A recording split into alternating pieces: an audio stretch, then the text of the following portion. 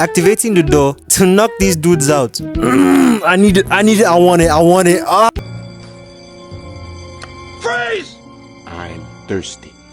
I said freeze! The movie begins with some superheroes being interviewed about the superhero life as we meet Mr. Incredible, Elastigirl, and Samuel L. Jackson. Frozone. We cut to a police chase and see Mr. Incredible getting ready to save the day in possibly the worst disguise ever, a mask. I feel like Superman would be less recognizable than this brother. Anyways, on his way to the chase, an old lady stops him because her pussy was stuck on a tree. So he helps her get it down by uprooting the tree while the chase is still ongoing. He ends up using the tree to stop the criminals. Thank you, Mr. Incredible. You have done it again. No, I'm heterosexual. On the radio, they hear that a tour bus robbery is going on, so he tries to go there, but spots yet another little shit who is trying to forcefully become Mr. Incredible's sidekick. So he kicks him out cause what the fuck, little nigga. Mr. Incredible is in the process of catching a criminal when boom, every teenage boy's dream MILF appears and shorty bad. Well, I heard you like flexible. Can I hit tonight? I like to tease niggas first.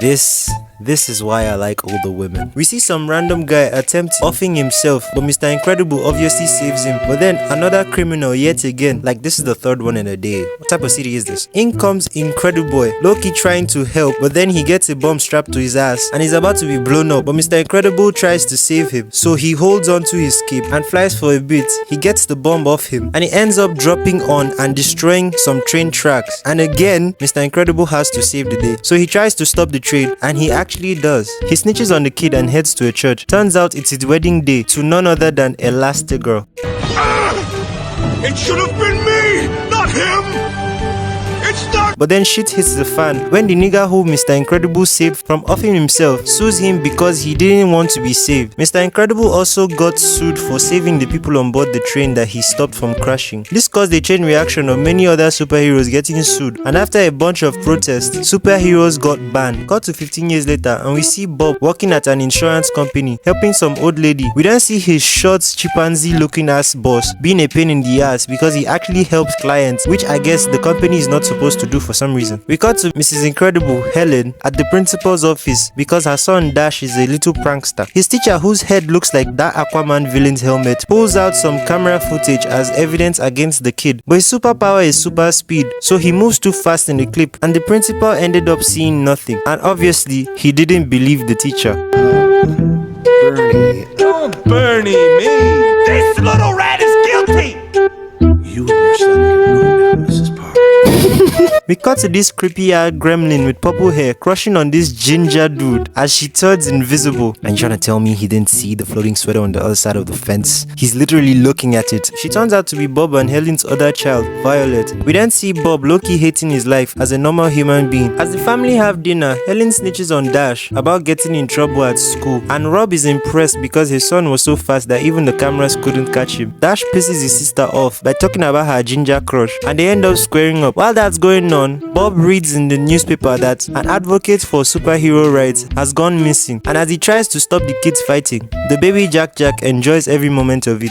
Damn! They get a knock on the door and it's Frozone. He and Bob then head out to go bowling, and while they're busy chatting, this bitch spies on them. Turns out they lied to their wives in order to go and do some superhero stuff. As they save some people from a fire, they accidentally break into a jewelry store, and because they have ski masks on, they look like they're robbing the place. Then a cop walks in and tries to stop them, only to get frozen and they escape. Is it just me or does that bullet look like the tip of a penis? As Rob tries to sneak into his own house, Ellen catches him and confronts him about how he's putting his superhero life over his family. We cut to Bob at work as he's called into the boss's office. The boss then bugs him about helping customers, which he's not supposed to do, and as the short nigga yaps, Bob spots a mugging and obviously he wants to go help out. But the boss hits him with a Benson, and with Bob seeing that the criminal got away and also being tired of his boss's shit, he respectfully fucks him up, putting him in a hospital, and of course loses his job. At home, while Bob is emptying his suitcase, he gets scanned by some weird device. Then a video starts playing with this onion looking asshole giving him a long ass message which basically says they need his help at a remote testing facility because they were fucking around with some robots and they lost control and it's going to fuck them,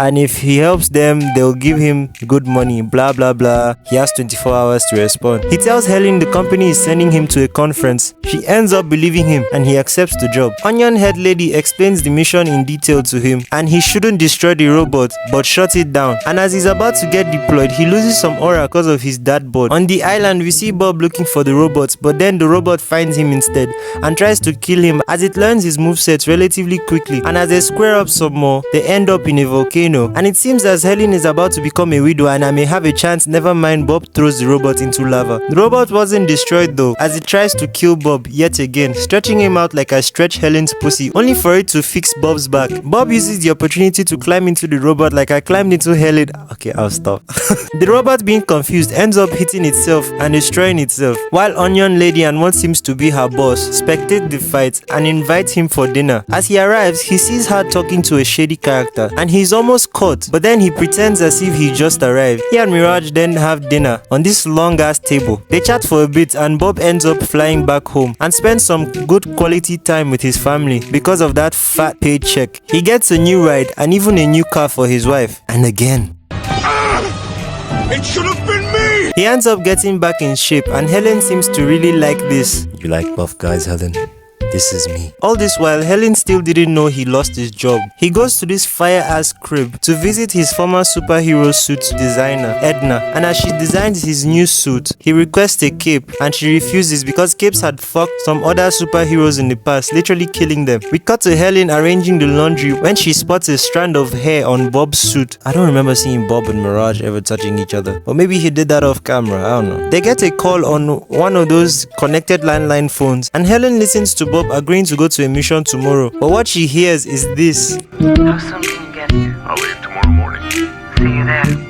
So she thinks Bob is cheated, but she pretends like she didn't hear anything, asking Bob who the call was from, and he says it was the office sending him to an emergency conference. The next morning, Bob leaves his wife to the island. Helen, baby, you don't deserve this. We cut to Bob living his best life on the island as he chills in his suite waiting for the next assignment. Meanwhile, Helen is at home vacuuming. She then notices that Bob's suit has been stitched and quickly realizes that Edna is responsible for it. And as she calls to question Edna about the suit, she gets invited over. We cut to Bob in the conference room waiting when he's attacked by that big ass robot again. And as he's getting manhandled and is almost beheaded, we are introduced to the heads. What the fuck? We are introduced to the heads.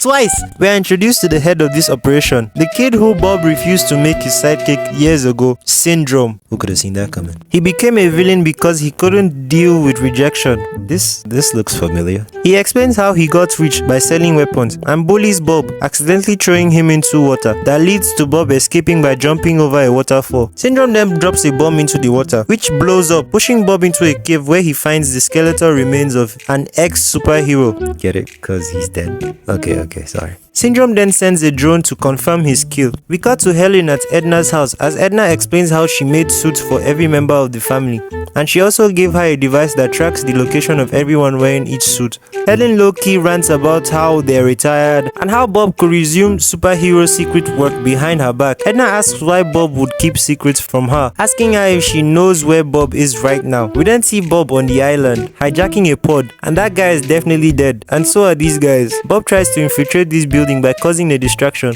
killing another guard, and as he makes his way through the building, he ends up at the dining area where he tries to get through these lava doors. Ain't no way she didn't see him, bro. He makes his way through the lava, almost dying, and ends up in a very dark office and breaks into the computer. Back to Edna's place, we see Helen calling Bob's office, asking for the number of the hotel Bob is at right now, only for her to find out that Bob no longer works there, and he's been fired for about 2 months now. We cut back to Bob, seeing how many bodies Syndrome's robot has gotten. He's absolutely discombobulated. He also finds out that the robot will be sent to destroy the city in a couple of hours. Edna gives Helen the tracker device and she ends up using it, but the tracker starts going off on his chest, activating the security system that shoots Bob with a lot of black balls. This is basically what happened to Helen when me and the boys came to pay her a visit last week. I swear this is the last one. Helen is then seen crying, thinking she lost Bob to another woman, but Edna convinces her to go get her man, and as she's packing her bags, Dash ends up seeing the super suit and the kids take theirs. Helen then calls in a favor, securing herself a jet and flies to the island to go get Bob. We cut to Bob in bondage and Syndrome torturing him because he let off a signal last night demanding to know who he contacted because a government plane is requesting permission to land. This isn't any random government plane though, it's Helen.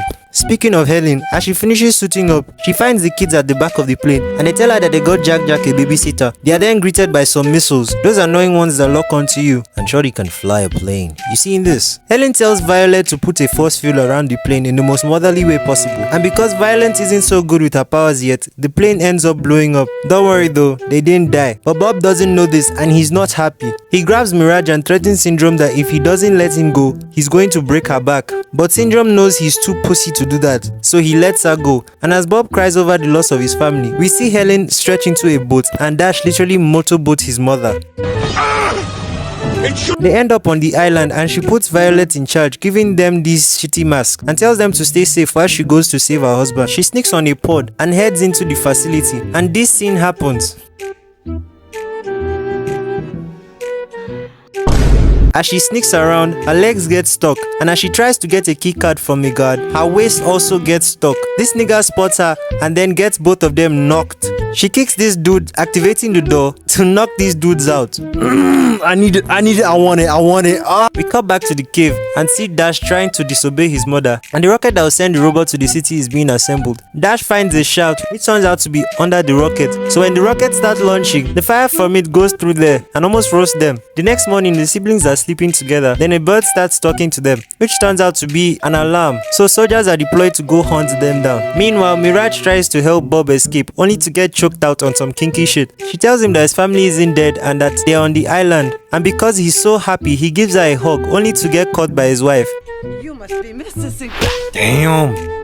Damn. The two then kiss and go to save their kids. Back to the kids. After they are cornered, Violet turns invisible and Dash dips out of there as fast as he can. He then ends up boxing his first guard, only to get punched in the face. Bro dies though, so don't punch kids unless they're yours. He runs some more and learns that he can run on water. And as he's almost caught, he indirectly caused the death of those guards, who probably had families of their own. Granted, they were trying to kill a child. We see Dash come to help his sister, and as he's almost shot, she creates a force field bubble and they escape, killing some other guards along the way. They then run into their parents and the family is reunited. And with the power of Dom Toretto, they fuck these guys up until Syndrome comes in and makes the joke of the century. You married Elastigirl?